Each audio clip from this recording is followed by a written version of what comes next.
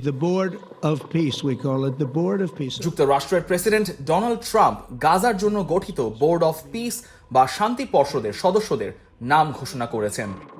বোর্ডটির chairman হিসেবে থাকছেন Trump নিজেই। It will be headed by a gentleman known as President Donald J. Trump of the United States. That's what I want to.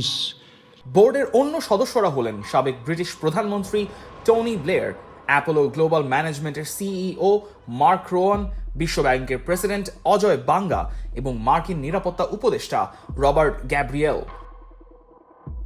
এছাড়া গাজার জন্য গঠিত আন্তর্জাতিক স্থিতিশীলতা বাহিনীর কমান্ডার হিসেবে নিয়োগ পেয়েছেন যুক্তরাষ্ট্রের মেজর জেনারেল জ্যাসপার জেফার্স। ধারণা করা হচ্ছে গত বছরের সেপ্টেম্বরে গাজা যুদ্ধ বন্ধে ট্রাম্প ঘোষিত 20 দফা পরিকল্পনার বাস্তবায়ন ও তদারকি করবে এই board of piece. Thank you very much.